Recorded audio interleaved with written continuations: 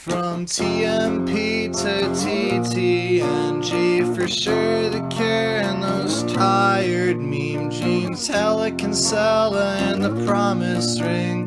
Sunny day, real estate and rights this spring. Prince Twinkle Daddies help keep the dream alive. I constantly thank God for Algernon and Remo Christie front drive. Mineral, snowing, high tide hotelier and more. Rio Limo only consists of the DC emotive hardcore. But you gotta admit, Kyle and Ellie really on that emo bullshit. You gotta admit that Kyle and Ellie really on that emo bullshit. Have you heard the tired and disavowed lonely word? Have you heard the disavowed and lonely word? Have you heard the lonely disavowed word?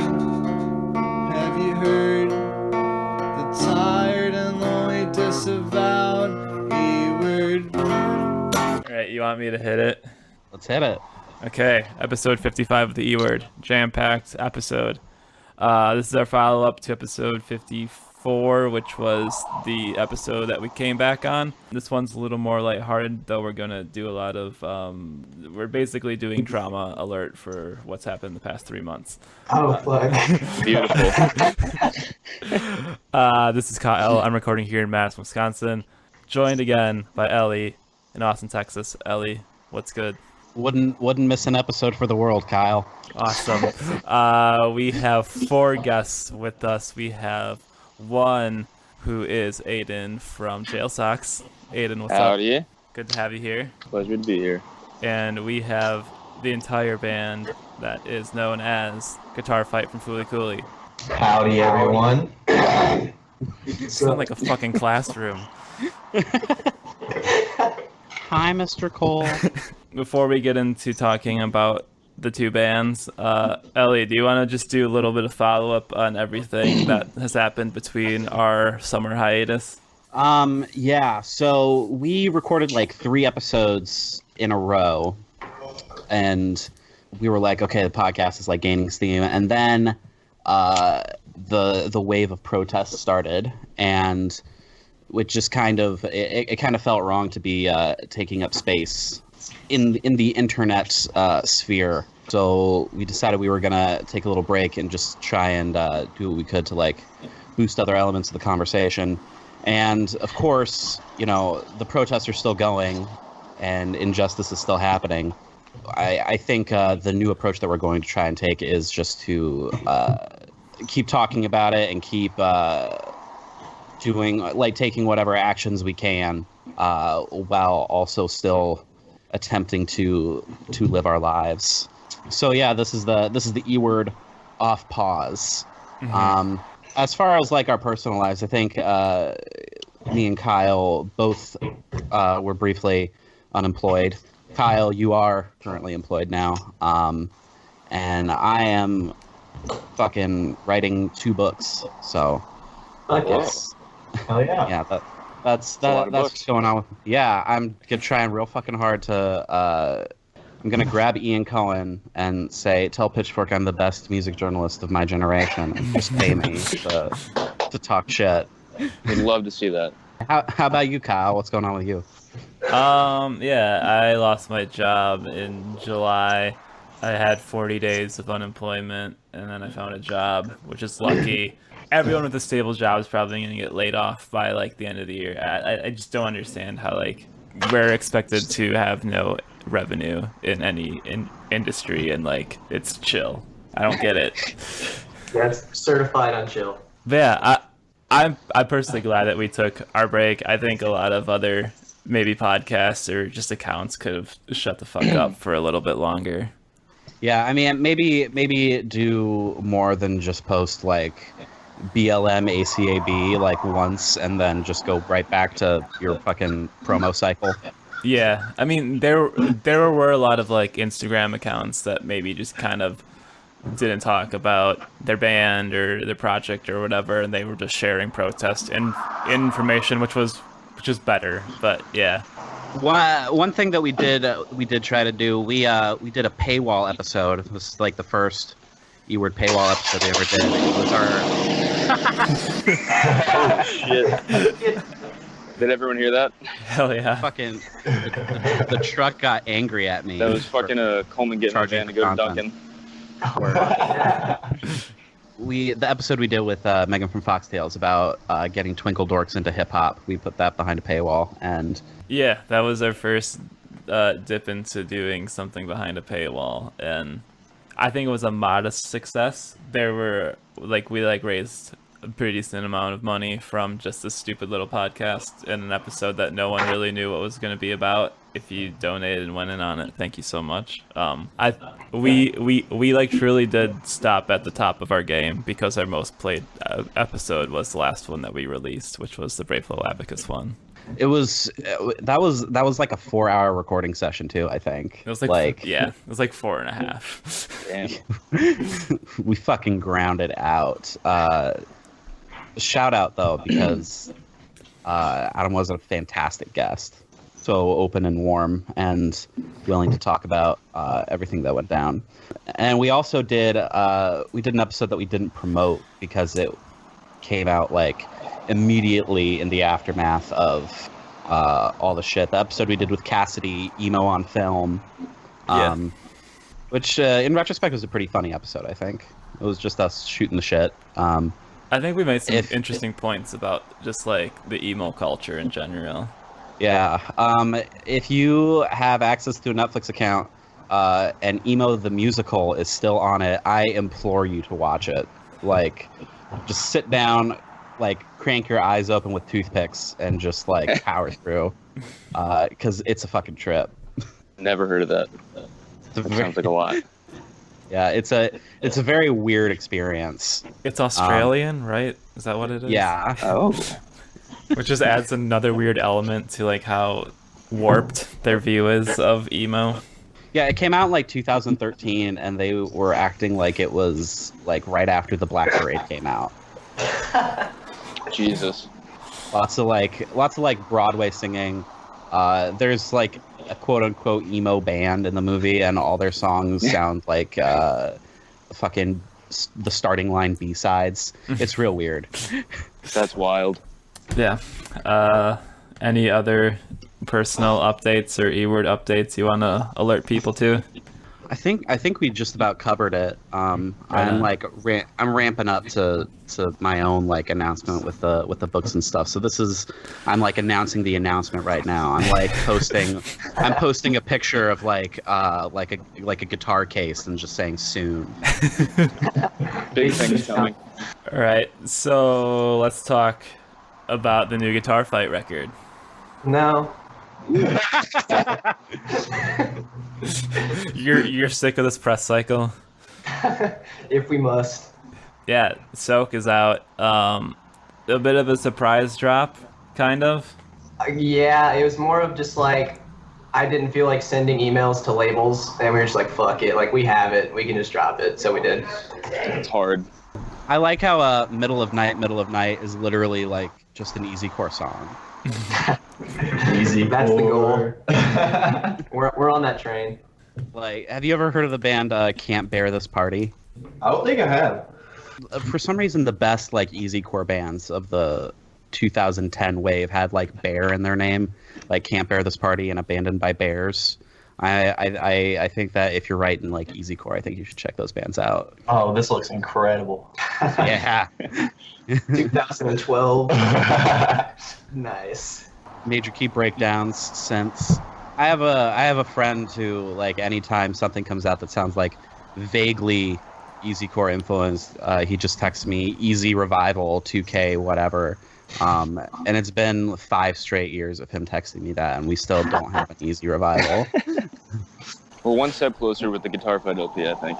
Also, the fucking I do gotta give another shout out to the guitar work on that LP because it's fucking phenomenal. Yeah. Like just so fucking creative. Say thank you. It does mean a lot, honestly. I spent just hours. It feels like every day when I was like in the beginning of just me being like 19, just fucking practicing 2 hours every day. Yeah, being all lonely and like not hanging out with anybody and being the fucking shut in while the homies are hanging out at the parties and shit. Yeah, Yuri was always too good for parties. He just wanted to make riffs. You know what I mean? Yeah. But yeah, it's actually kind of nice that, you know, got a little better with the LP. We're definitely not done. I personally think that the new releases that we're gonna do, the riffs will be hotter. Ooh. So hopefully we're gonna get up there. This is also like the burying of the hatchet because when Guitar Fight was on the freshman class, I remember. yeah, I said I feel like these guys got potential, but they got to push it further. I think they're just not there yet. But Soak is there. Yeah, I think y'all are reaching your apex. So real proud of you. It was actually hilarious because I remember when the podcast came out, I was like, oh shit, I wonder if we're gonna be on it, right? I was pretty excited, and it finally came up to like number 4. And I was like, oh shit, it's us. And then immediately after Kyle announced us, Ellie was like, yeah, this is the one I don't like. That's right. And I was like, ah, shit. Oh no. Here we go again. Yeah, but that's how you know that I'm like being honest when I say that I do love the new shit. You know? No, it was just funny. It really was funny. Well, one thing that I noticed is like from like that freshman class, like you guys just kind of like ran laps around some of the bands because by the time this LP came out, like literally everyone was talking about it that night. Yeah. Yeah, it's kind of weird. I didn't think that many people like gave a shit, but I don't know. Hashtag Guitar Fight broke the internet. I don't know if you know, but like, how did you get such a huge following from like just like kind of a rougher sounding EP like that? Pandering. Yep, that's pretty much it. Honestly, it was kind of weird because like when Alpha Omega Murphy came out, it sat on Spotify for like 6 months with like 50 monthly listeners, and then it just kind of popped off because like Gammy and Commander Salamander like, this band is good. And it's just, I don't know, people started giving a shit. That makes sense. I think it's the power of shit posting too. I no, like you'd be surprised. I think like DIY bands realize faster than anyone else that, you know, making a tweet that pops off is going to like get you way more attention than just like posting listen to our record. Right, for sure. But like really, I think now like the most powerful promotional tool is just bands that people like talking about bands that they like. Yeah, the internet's done a lot for like just word of mouth. Yeah. And the power of that. Yeah. Do you want to talk about putting out an album in the middle of a pandemic? Does it suck, or do you see anything good coming from that? Yeah, no, I think whenever shows are a thing again, if they're a thing again, I don't know, people are probably pretty hype. I think it'd be cool to just have people show up and like know an album that was released like a year ago, but like still sing it like it's brand new. You know what I mean? Mm-hmm. But it was kind of cringe not being able to play a show like the day after you drop a record. You know what I mean? Yeah. Or just like you kind of look at a band like Dogleg. It's like, how the fuck did we never get to hear that album live? Yeah, for sure. That can apply to any band really that's putting out an album now. It's crazy, but I just kind of hope that people don't forget about these like records that come out when shows happen in like 2 years. The goal is to not break up by then. Right. Yeah. I mean, we're already seeing some casualties. Binary just broke up. Ooh. They're putting out their last EP. Ooh. Yeah. That's fucked. And I feel like by 2021 we're gonna see a lot more people just being like, I forgot how to play guitar, so band's done. Yeah. I have 3 children now. I don't know. And Jail socks were just in the studio. Is that right? Yeah, we're still up here, Oh shit. just chilling. We've been in fucking Packong, New Jersey for the past 2 weeks. Fuck yeah. Absolutely vibing, In the stew. big time. Wait, Aidan, are there gonna be Metallica riffs on the new jail socks? A lot of palm mutes, a lot of Metallica inspired palm mutes. Fuck yeah. You're tweeting about them all the time, so I just gotta make sure Yeah, we're staying true. no, you're definitely gonna be able to hear the Metallica influence. That's How's for sure. the bass? How's the bass on the new jail socks? Based on the new jail socks? Yeah. It's pretty dope. For older shit, we went like the Algernon route, where it was just like simple bass lines holding it down for like the guitar riffs. But like Yeah. this time around, we're spending a lot more time writing bass. Pretty stoked That's on just that. that's just the other thing I see you tweeting about a lot. Yeah. Every day, Jake does something cool that like blows my mind and all reminds me have- that bass is the best instrument.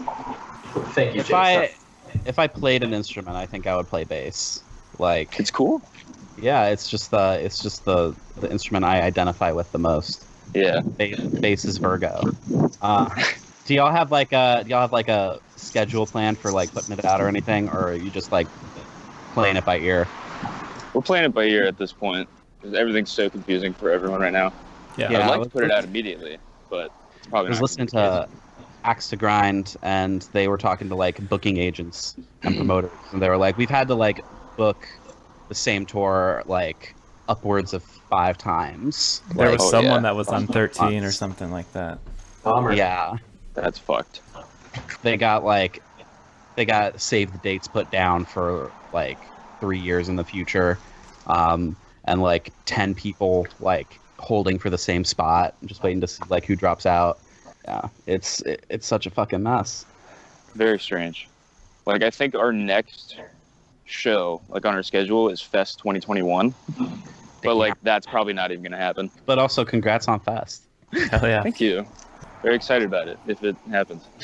The lineup for Fest 2020 was really, really fucking good. It was like a return to form, but also has every DIY band on it too. Yeah, I was mainly excited about being on the same flyer as Gorilla Biscuits. Right. That was the big one for me. So you've been recording for 2 weeks. Yeah, we got like That's I a think lot of time 4 for more like. days.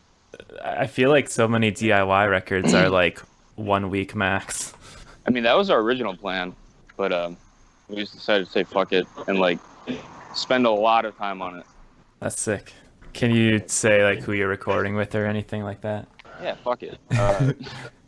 We're at the barber shop with I think I forget, I don't know how to pronounce his last name, but I think it's Brett Romness.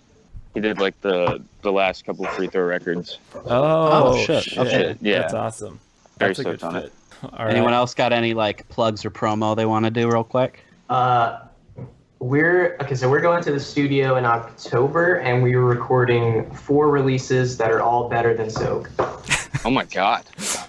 No rest for the fucking wicked. Holy shit. Is that true? 4 releases? 4 releases. Well, we're gonna try to knock out all 4. We're gonna get 3, like at the very least, but I mean, none of the shits have designated release dates or anything. So we could always go back if we can't knock it all out in like 5 days. Holy fuck. Who are you, That's the Origami future, though. Angel?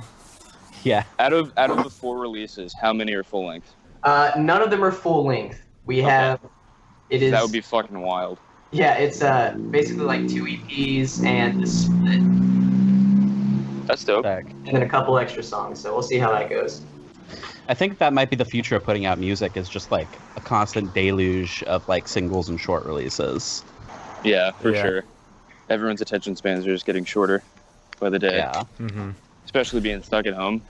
That's why that one-day guitar fight rollout was fucking genius. Well, thank you, appreciate it. I didn't think it was gonna go well, but it did. It's all right. I think everyone should just do that.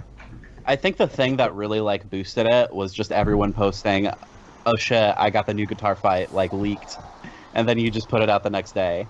So you just like build all this hype like based on like this large group of people who were like basically functioning like a secret circle, and then you just made everyone the secret circle. What happened was one person tweeted the track list or some shit, or like a whole ass like music clip of them reacting to something, and then everybody was just like, "What is this?" I was like, "I have like codes," and then everybody was like, "Give me the code! Give me the code!" Yeah. That's wild. Also, I do like quarantine music videos where it's like your video and also the nice video is like Oh, the nice like, video. Yeah, like Yeah. all the fucking cameos and shit. That's great. It's extremely wholesome. Watching Commander Salamander just like grooving in the fucking garage in the nice video is so wholesome. Yeah. Yeah. It's amazing. Then Nando with the vape cloud at the end. I love it. All right, should we get into the topics? Yeah, let's dive in because so much of this shit is like horrifying, and then the other half of it is like hilarious. So I think it's gonna be a good mix of just like open mouth like terror and this is so fucking dumb. So I guess the first topic would be the recent quote-unquote purgings in DIY and the music industry and beyond. The biggest one and the one that seems like it was last year already would definitely be the Bart grad life allegation that happened. I think the bigger conversation was basically this happened like 9 or 10 years ago, and we've all said shit when we were in high school. That's kind of what it amounted to. I mean, so the stuff that Bart was alleged to have said is pretty nasty. Yes, that's Like, what there's Definitely. yeah. There's no way to like not acknowledge that. But like all of the screenshot evidence that has been accrued is mostly just Bart's friends saying shit, and then also the accuser saying like even worse, more out there shit. No, yeah, the person that accused Bart was like dropping the N-word and shit like that in text. Mm-hmm. Like I said, like in the screenshots, I think the only thing that we saw was Bart saying the N-word. That was the only thing Bart did.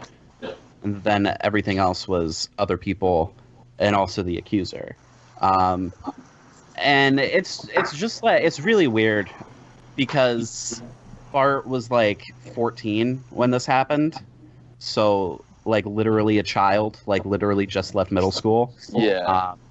So I don't know. I'm struggling between like wanting more confirmation that Bart like went to therapy and like hammered out the horrible things that they said, but I'm also wondering how effective it is to try and hold a child accountable like as an adult, like hold an adult like accountable for actions they did when they were literally like they didn't even have a driver's license. Yeah.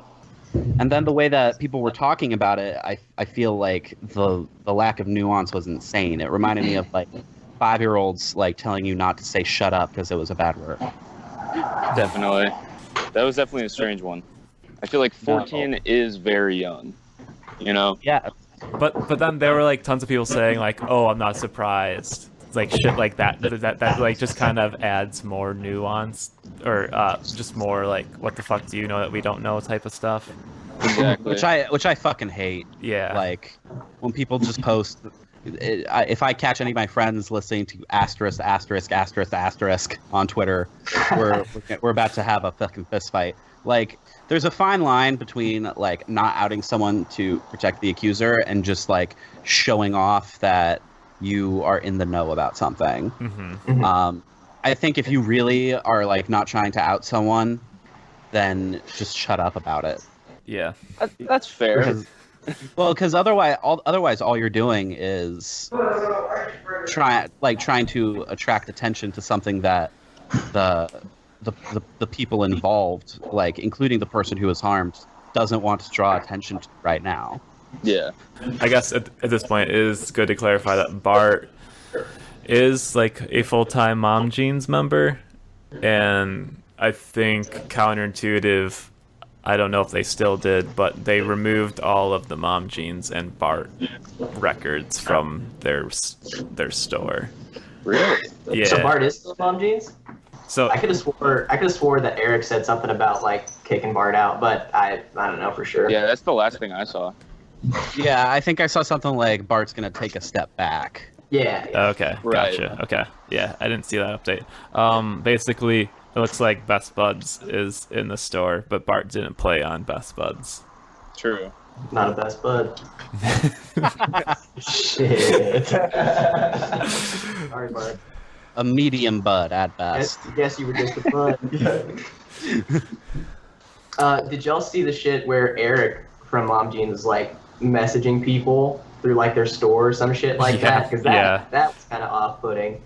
Yeah, and I saw that Jake from Counterintuitive like investigated and kind of pressed into that to see what was up with that, and apparently Eric had messaged that person to like say like, what the fuck are you talking about? And they're talking to Etsy to get the comments removed because there's no proof, and they said that they didn't do it at all. Okay, Yeah. good. Yeah, I don't that think I ever was- saw the resolution to that one. Kind of weird. You bought my shirt, wanna fuck? Hate that. I thought it was like glassware, like blown glass or something. It's a pipe and butt plug store. Nice. That's lit. I think that's if I had any like artistic talent, that would be what I wanted to do when I grow up. It's pretty sick. Can't do anything but respect it. So the second one we got on the list here is stuff that I like am not in the know about whatsoever. I've just managed to completely avoid any Twitter talk about this. But the third row stuff that you have, Yeah. Speaking of which, Jord, I don't know how to put asterisks in the name and speak that, but anyway, Jord mailed us the guitar fight hoodies. Like, I didn't know that was a thing that was gonna happen, but I guess they just did it because they just showed up at my fucking house yesterday, so they're still Strange. alive. So I guess to break this down, third row was like about a month ago, and that was people saying Jord was kind of being a creep, like flirting with them, but like using "I'm a fan of your record label" and then like sliding into DMs to like flirt with them type of stuff. They were also Very gross. using Andy from Worst Party Ever to Yeah. like basically just take advantage of people. Like, hey, I'm friends with Andy from Worst Party Ever, and that's Yeah. just fucked up. Yeah, don't do that shit at all. But then like on top of this, it seems like the record label was kind of going to shit because people weren't getting anything after months and months and months of stuff. Jord was just not mailing anything out for any of the bands, and there was also some like royalty discretions where some people put their music up through Third Row's DistroKid and were just not getting their money from streaming. So is this why all the bands kind of left at once? Yeah, it was. We were all just kind of like a big group chat. And we were like, all right, time to head out. Jesus Christ. Shit. Well, I'm sorry y'all went through that. In the past, Life goes on. I think a lot of this stuff is happening after the Burger Records huge fallout happened like about a month ago, which was, if people don't know, Burger Records is like the garage rock record label, and it's also a music venue. It's also a record store. It was forever like this DIY thing, but now they're like just gigantic. They have distribution and everything. About a month ago or so, there was like an Instagram account called Lured by Burger Records, which facilitated a ton of call outs, and basically like 30 plus bands have been called out. All these allegations and all this assault and all this horrible shit was just kind of facilitated by like a scene, and like Burger Records is like is ceasing to exist, like they're going away forever and stuff like that. And I just think that's like really alarming that an entire scene with like 30 plus bands just kind of perpetuated like being Vaporized. it just like perpetuated like being a creep and like preying on young women and stuff like this. And like I think that's what is really fucked, is like a lot of stuff is the way that I thought about it is like the youth like are what like takes a music scene and like progresses it and like moves forward with it, and all we do is like see them get used and assaulted and stuff like that, and it's so fucked. Were they the label?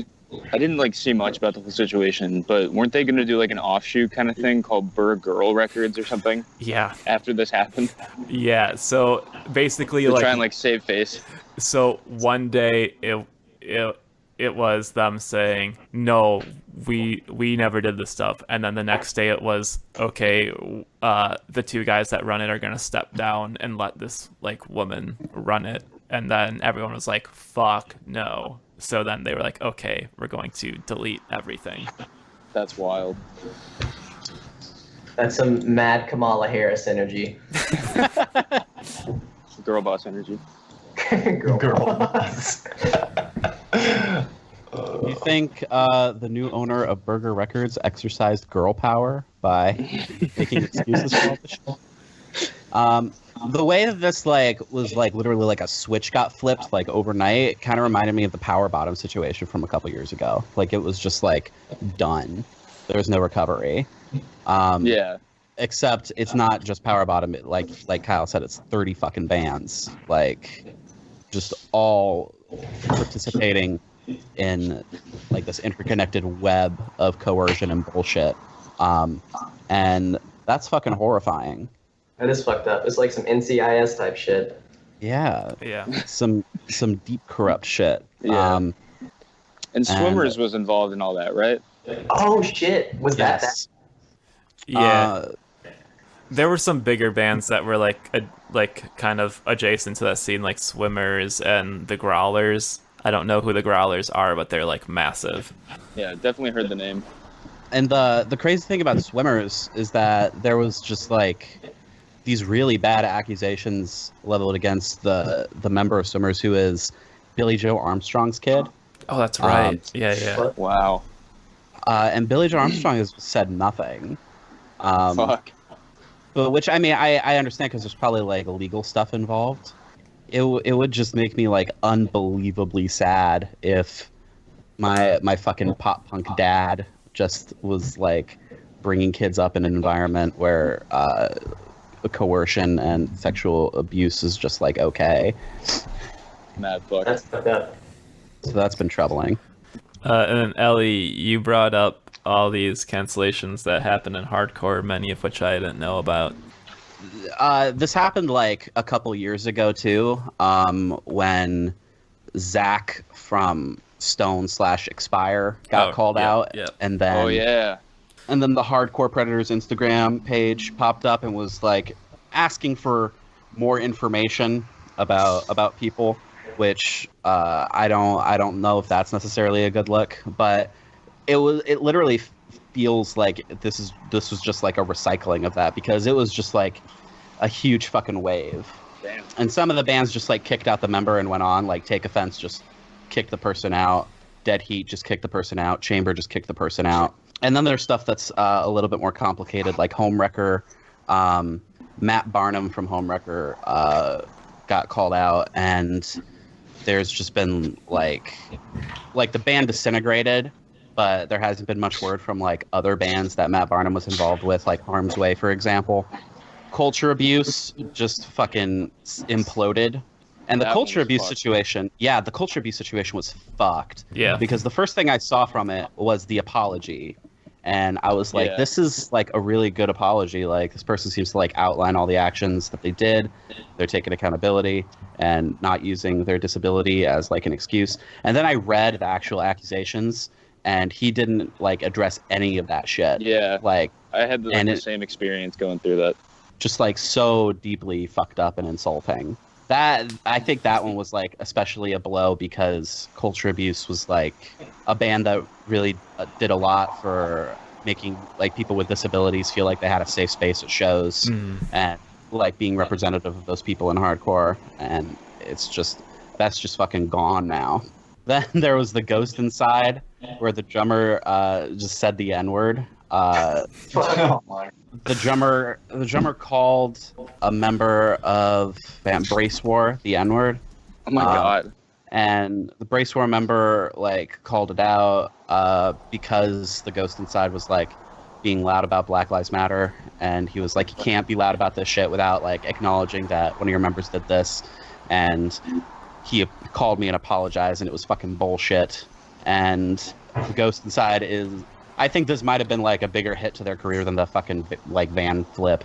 What the fuck? Yeah, They're making to be Pantera.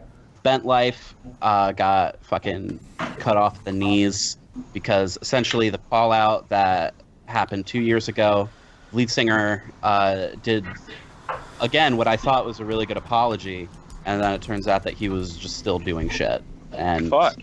yeah, I didn't hear about any of the recent Bent Life stuff. yeah, and they got dropped from LDB, which is like how people like got attention, drew to it. And then the last one, which I think is like particularly interesting. This guy Harry Corrigan used to play in like a bunch of like pop punk bands. Has been called out like 10 million times, and I haven't found like any evidence of him like taking accountability or making peace with the victims. But he's still playing in Regulate and Trail of Lies, and there's just been no acknowledgement of it whatsoever. And people, I think, were just going to let it slide until he started a new like skate punk band with Parker from The Story So Far called No Pressure. It's weird because the Story So Far fans are calling this out despite the fact that they're apparently cool with Parker Cannon like fucking side B falcon kicking a girl off the stage. But this is the line. I don't know. It just feels like a fucking avalanche of shit all happened all at once. But I don't know. Fuck it. Let's purge as many shitty dudes as we can. For sure. We got no room for them. We gotta talk about the real shit though. Did y'all see that Heart Attack Man Notepad song? Oh, No, God. I haven't no. heard it yet. I want the lowdown. It's pretty cringe. That's really all I have to Honestly, say. just the entire Yeah. concept, what it was, is just cringe. Yeah. What was it? Eric basically just made like a meme song making fun of dudes who apologize on the notepad. Oh. It made a lot of people Oh. mad. As Heart Attack Man does. I remember seeing the- this, but I never listened to it. But he like guested on a Juggalo's song.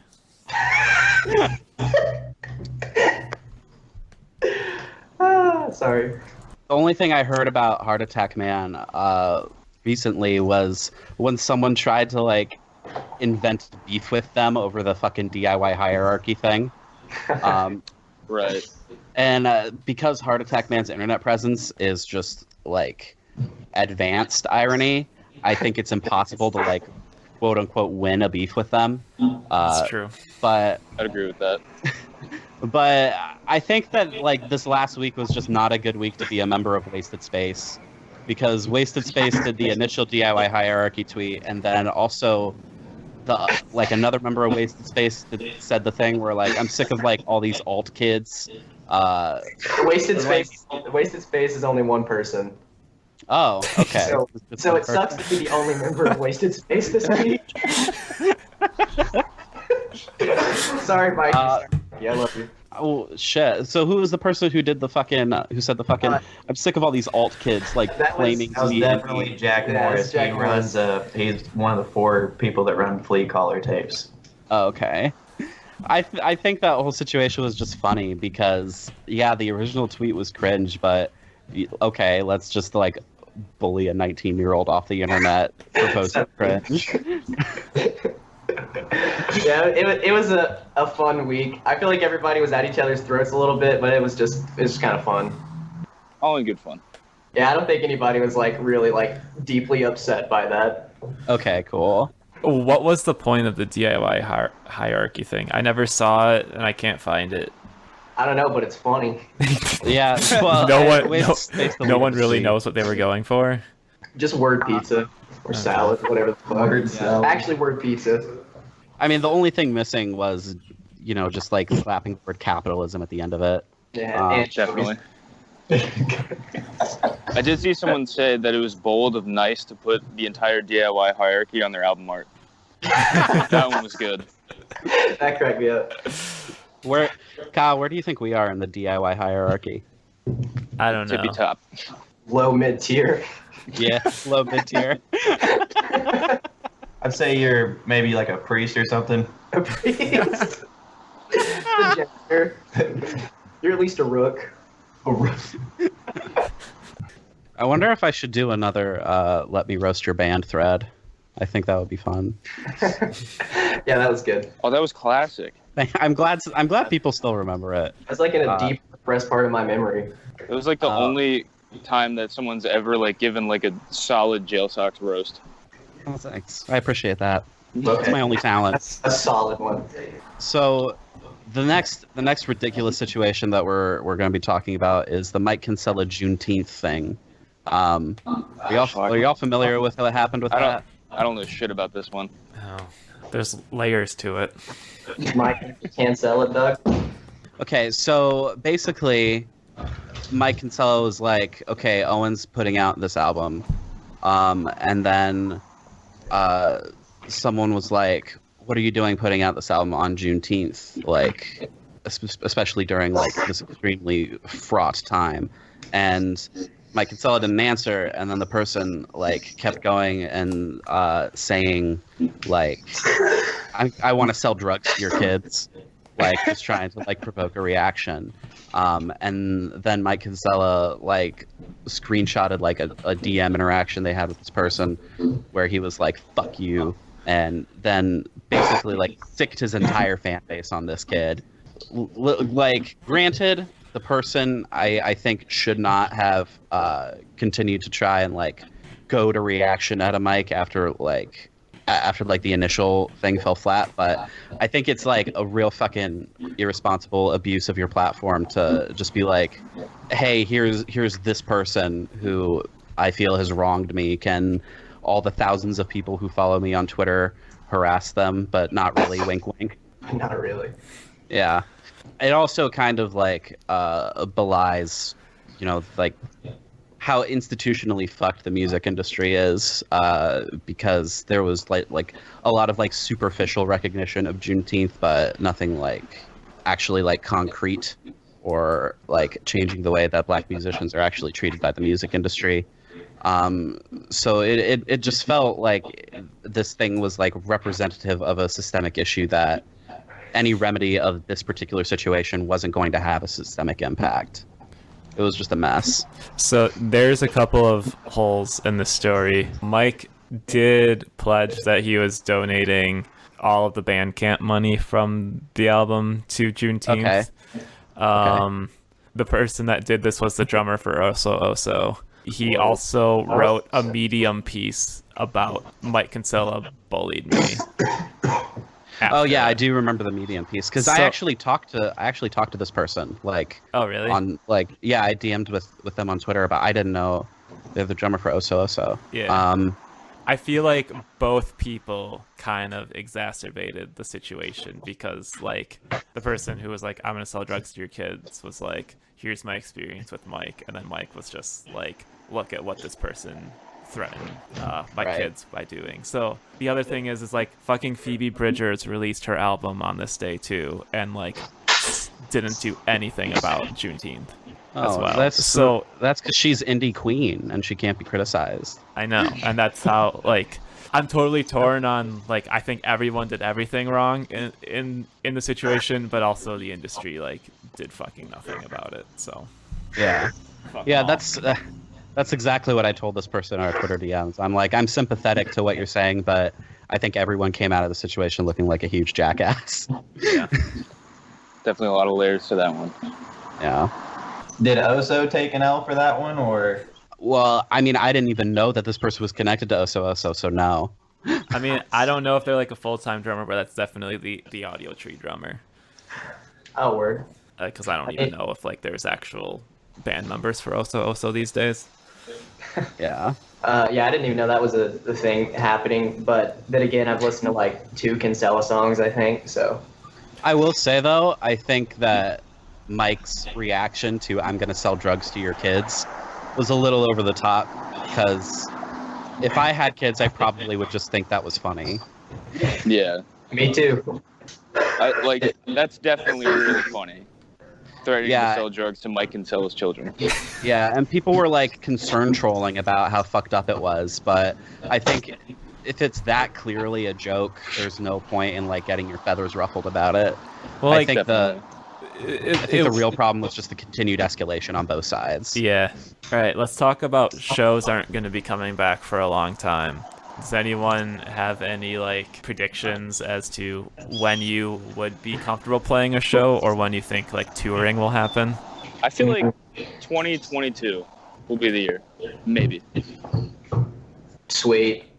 That's probably right. I know. So like we live in Cleveland, Tennessee, and everything is like 100% open, like 100%, right? It's been open for like 4 or 5 months now. So like a bunch of local bands are playing shows and asking us to do it, but obviously we're not going to.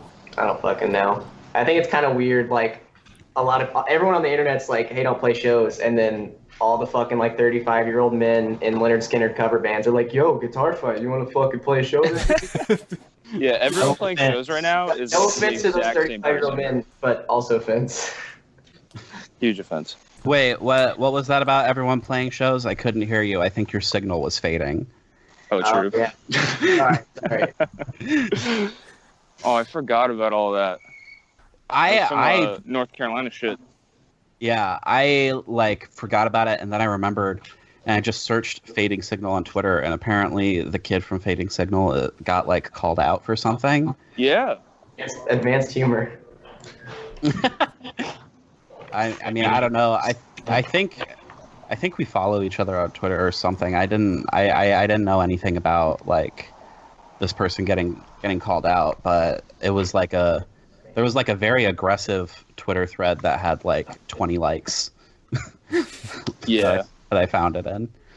It's definitely a thing where like I feel anyone who is playing a show right now is either being completely irresponsible or is just doing it as like a complete like Face Wreck played a show. Like it's hard for me to get mad about Face Wreck playing a show because Face Wreck is exactly the kind of band I would expect to play a show right now. 100%. Who is Face Wreck? They're like a rap core band. Oh, okay. That says it all. It's hard. I mean, it's hard to explain like what they are. Besides just assuming that they are a troll from the get-go. Okay. They're kind of like if Tsunami wasn't funny. Oh God. Okay, so Kyle, Face Wreck's bio is Face Wreck is a sativa dominant hybrid strain created through the insanely potent OG Face Off X Navil's Rex strain. Like what the fuck? It's marijuana. It's marijuana. Are they like a DIY associated band? Yeah, they're homies with Joe Hardcore.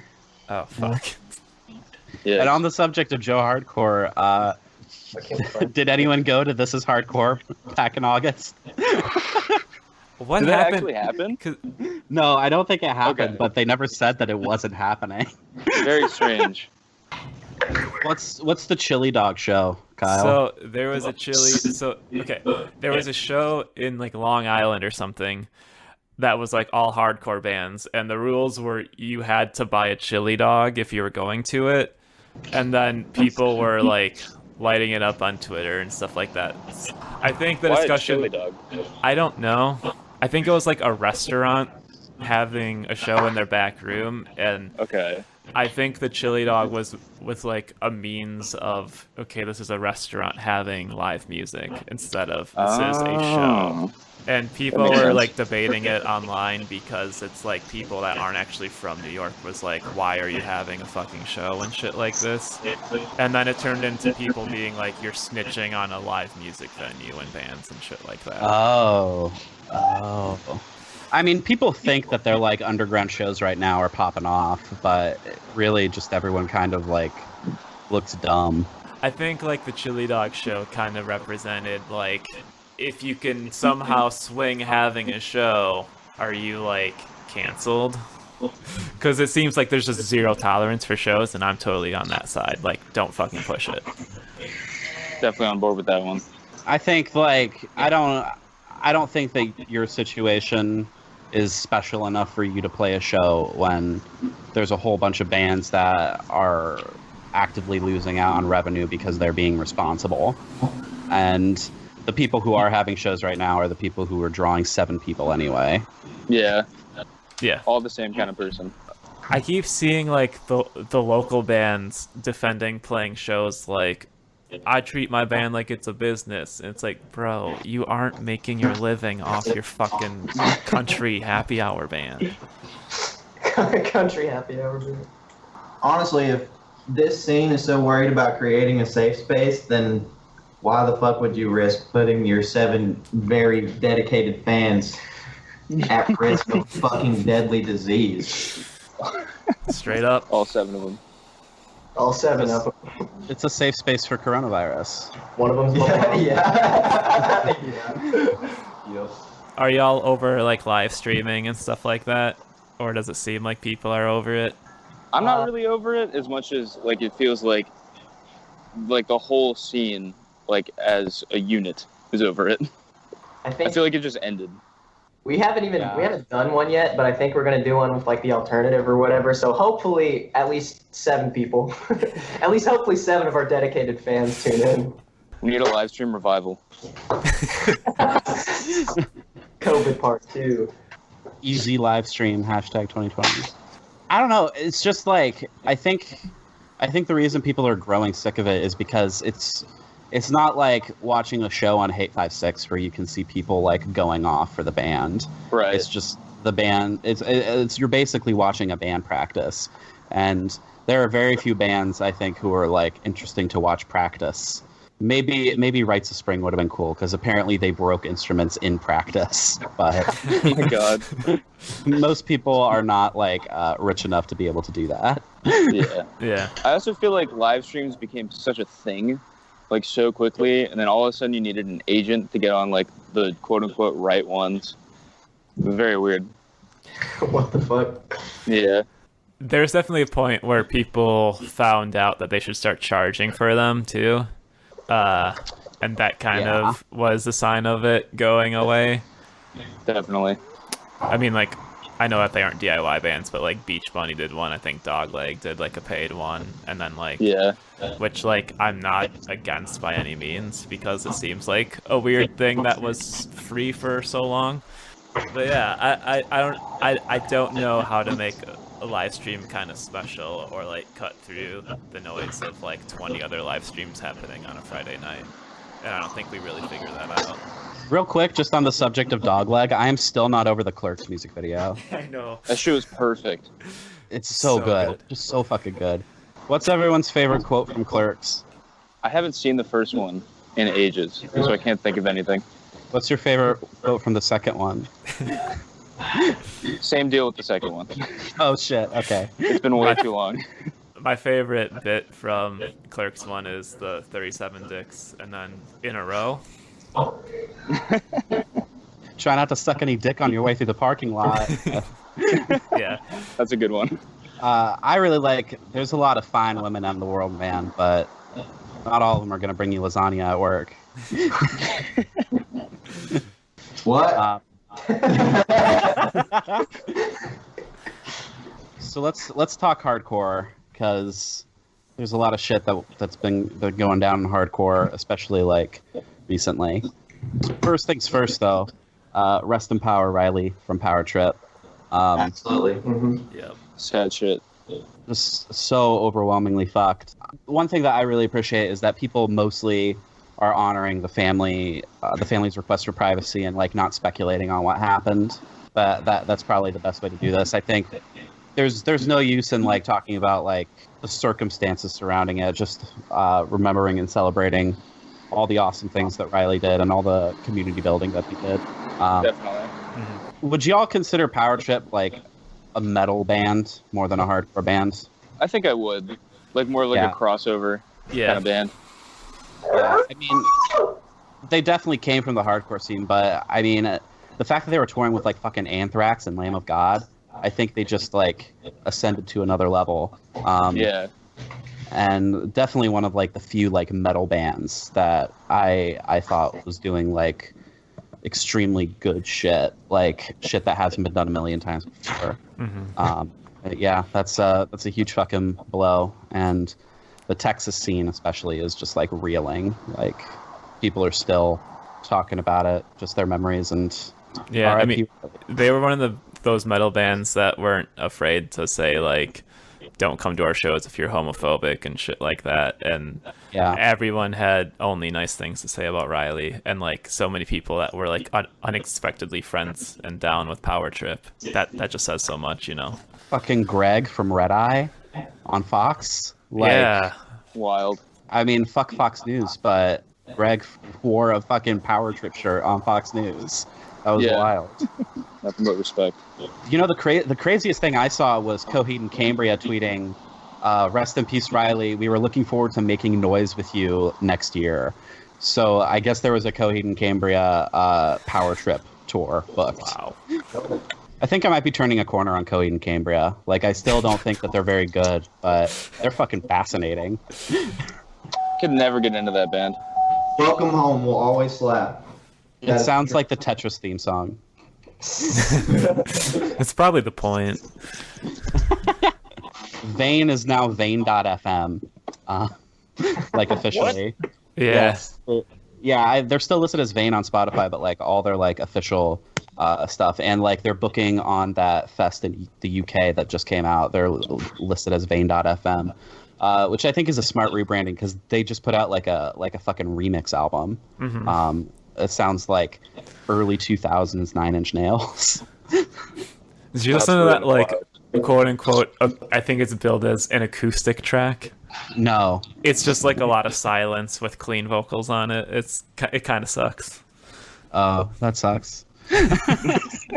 I still like Vane though. Code Orange put out like a record at the very beginning of quarantine, got fucked. Yeah. But I really respect them for like being like the first band to do that live stream thing with Hey 56. And I think that they're probably handling this the best, like out of all the big bands that I've seen. You know, from the basement to the Grammys, you gotta show respect. Aren't they like Twitch streamers now or something?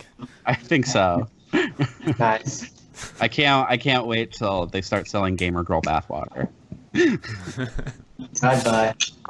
What wrestler did they make a song for? So it was Alistair Black's walk-in song called "Root of All Evil," and Code Orange performed it live, and then the singer of Incendiary did vocals, Okay, which is fucking gnarly. Like it almost dope. made me like want to watch wrestling. Almost. almost. What happened recently? Someone lost an eye, right? What? Yeah, a wrestler like very recently just like lost an eye. I mean, obviously not really. Like it was kayfabe or whatever you call it. Wrestling is better than soap operas, guys. Hell yeah.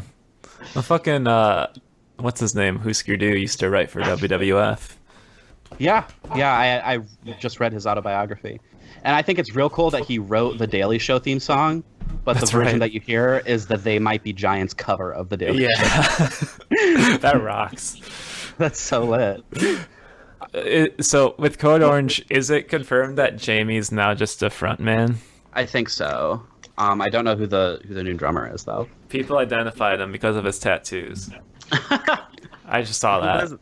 Yeah, Who is it? some guy that was in some other hardcore bands that didn't really do much. Wait, Aidan, did Coleman come back? Did the homie get his Duncan? Aidan is on mute. Oh fuck, Aidan's on mute. Wow, good Oh time. shit! dude. Oh fuck, Aidan's dead. It's not a Awesome. fucking. It's not a no-name hardcore band, Kyle. It's the kid from 30 Nights of Violence. That band rules. I had never heard of that band. Yeah, Kyle. You should listen to them. They sound like early 2000s Zayo. Do we need to add Aidan back? I'm never gonna know if Coleman got his Duncan or not. Hello. Yo. Yo. That was Right, now we fucked got up. the full screen. Yo, I'm Aidan, not Turn going- this off. yo, Aidan, did Coleman get the Duncan? Oh yeah. Fuck yeah. All right, cool. I think Alright, I and- actually might have to hop off soon. Okay. They need me to do some more tracking. All right. So I guess Super last thing unfortunate. before you dip, let's talk about Gulch. All right. So I think the fucking nutso thing about this Gulch record coming out is it's like the fastest I've seen any like physical press of a record sell out in years. It was like immediate. Yeah. I stayed up till midnight to buy a copy. You got They it? do like 8 Hell yeah. variants. Yeah. Yeah, because they're super capitalist. Of course. God damn it. I still haven't listened to it. Oh, it's It's like 13 really minutes good. long. Just Yeah. just Oh. do it. Yeah, and it ends with a fucking Susie and the Banshees cover that they like didn't actually change it much, but it sounds fucking hardcore. That's dope. Yeah, it's real good. The thing about the Gulch release going crazy is it kind of kickstarted this weird discussion on Twitter about like our band's capitalist for putting out merch, which is just like insipid to me. Like, do you own like private property? No, then you're not a fucking capitalist.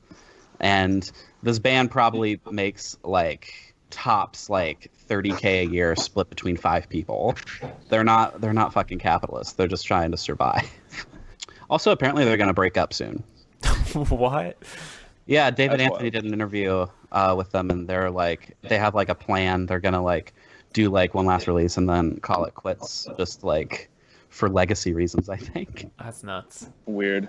What's their actual discussion about them being capitalists because they were selling Yes. because they were selling T-shirts? Yes, there was like On fucking Twitter. discourse. Yeah. That's so stupid. I know. And the funniest thing was they were like I think the singer tweeted out, "Hey, if you see like any kids who are like flipping like Gulch merch for outrageous prices, next time we tour, point them out of the show and we'll kick their ass."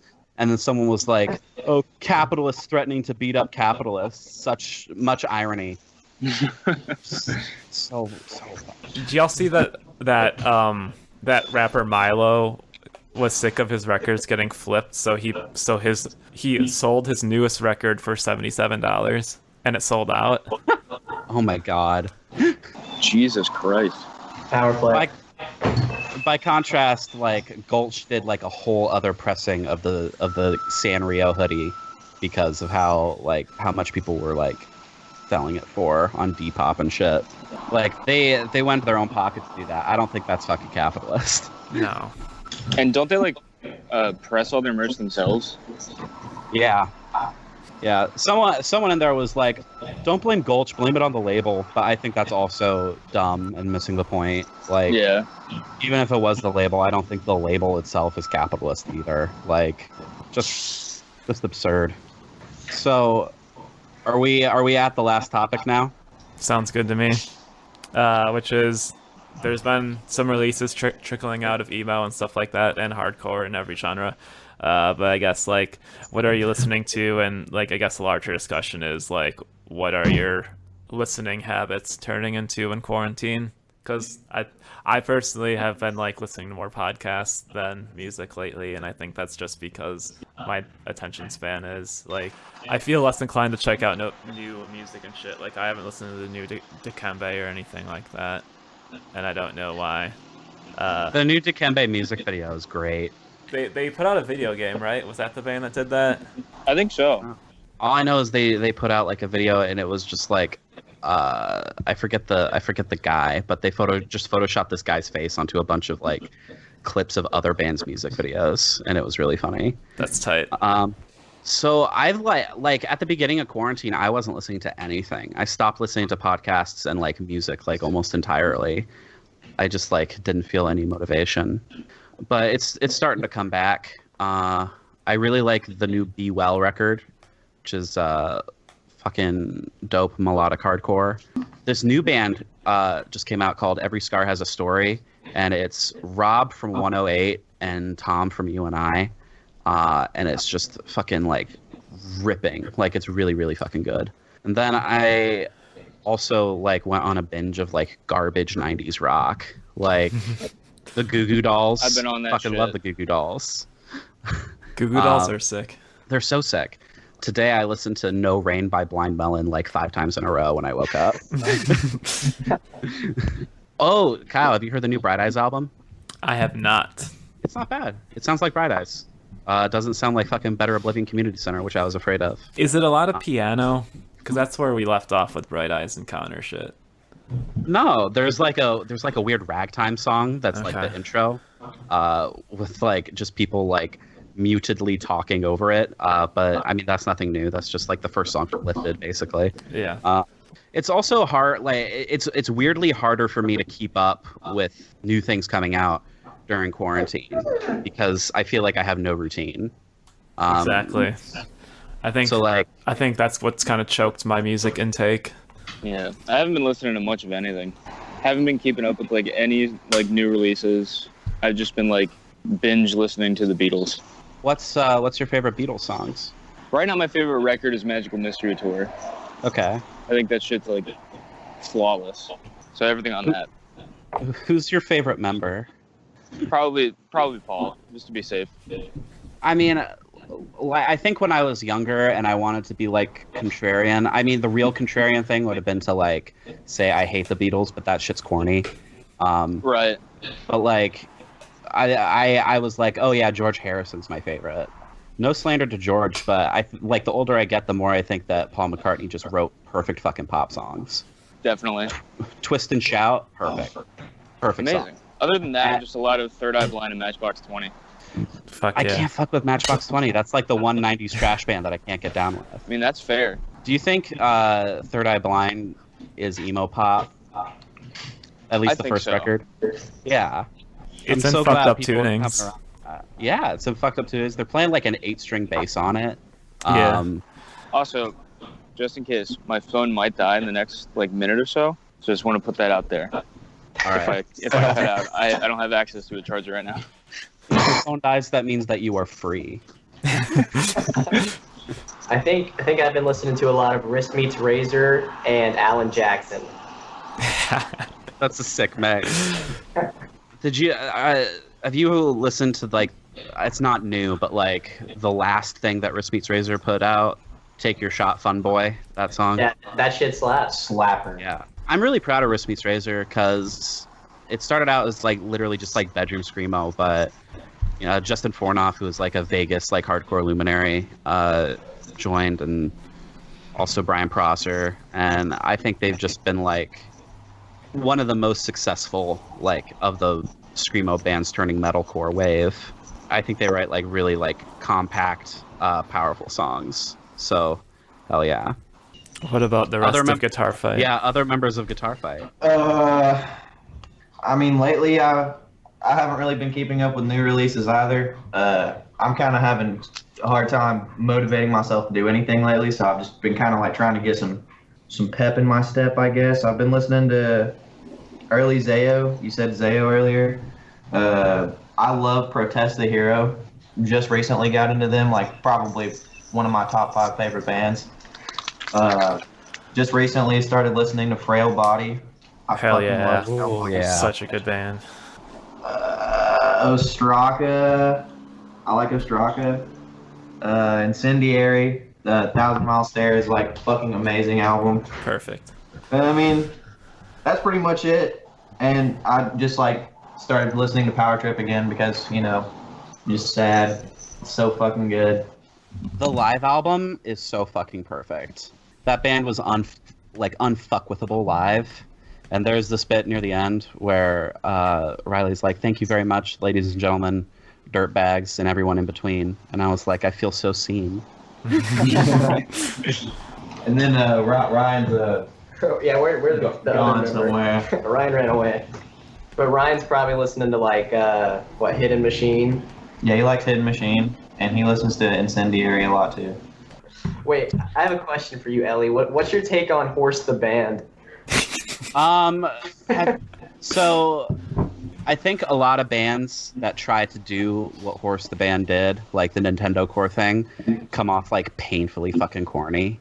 But for some reason, when Horse the Band does it, it just sounds tight. It's just right. It's Weren't just they right. like gonna do a reunion tour or something like that?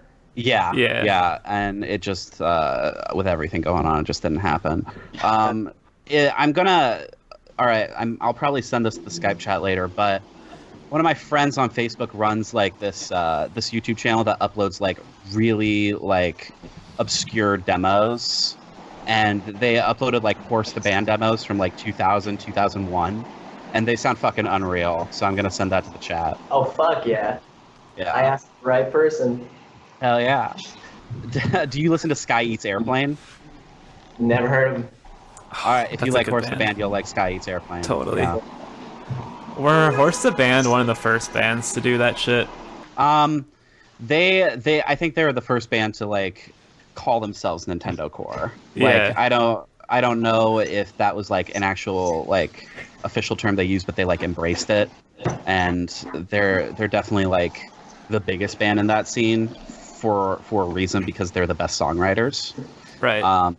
I will say though, there was a band in the 90s called Creation is Crucifixion that put out a record on a fucking Game Boy cartridge. That band's ridiculously good. People in my small town were talking about Horse the Band, and they were also talking about that band Dr. Acula. Do you remember them? Oh yeah, the band with the Goosebumps song titles. Yeah, they suck. It was fucking garbage, and people tried to call it grindcore and shit like that. They're like deathcore. How do y'all feel about that newer band, Mikau? Oh fuck yes. Yeah, Fuck they're really fucking good. It's I the drummer love the from new Infant record. Island is in that Oh, one, right? dope. We got the quotes way back when at the VFW in DC. Yeah, for Commander Salamander's release show for Off the Goop, Miku played at that or whatever, and they were fucking sick, tight as fuck. Yeah, that sounds like an incredible lineup. They are very cool Yeah, they're live. sick. They're sick. Very, very cool. All right, who's got any last minute hot takes? Fuck. Third Eye Blind invented emo. They invented the open tuning. I'm gonna rate that take. Burned your hand on the stove hot. It's not quite furnace hot, but it's pretty hot. I'll take what I can get. It's a sexy take. I don't have a take, but I have a fun fact. The Goo Goo Dolls have the highest selling record on Metal Blade Records. Yep. Whoa. They're hardcore kids. Yeah. Like, I think just goes back to like my overarching theory of all good rock music comes from hardcore within the last like 40, 50 years. I think you can trace it all back to hardcore. That's definitely fair. I have a fun fact. Did you guys know that the biggest influence on Captain Jazz's sound was Jane's Addiction? That's really wild. Yeah, that's like my favorite fun fact, especially because I've been doing this huge essay on the Wonder Years on the Depression trilogy, and there's that one line in My Life as Rob Gordon where he says, "My mom says there's no songs with her name in them except for one about a crackhead and Janie's got a gun," and it took me like way too long to figure out that was Jane Says by Jane's Addiction, which is a great song. I'm not hip to like any Jane's Addiction. So if you have any recommendations, It's like I'd both appreciate it. cringe and kind of cool at the same time. It's my favorite kind of shit. Yeah. Yeah, are you familiar with the band Camper Van Beethoven at all? I am not. Okay, I was gonna like compare the sounds, but it's like I'd say like the basic roots of the sound is like punk, but they add in like so much like funk and college rock influence. They're like a I 90s band, right? Yeah. Their big hit, they're like Jane Says, Bound That Song, Nothing Shocking came out in '88. Really? So they were like Oh. one of the very first like alt rock bands to have a mainstream hit, and then REM came out with Losing My Religion, and then of course Smells Like Teen Spirit. But definitely Nothing Shocking, and the album that came out right after it with Bing Caught Stealing on it, I'd recommend. Dope. I know. You ready? Do you have a hot take?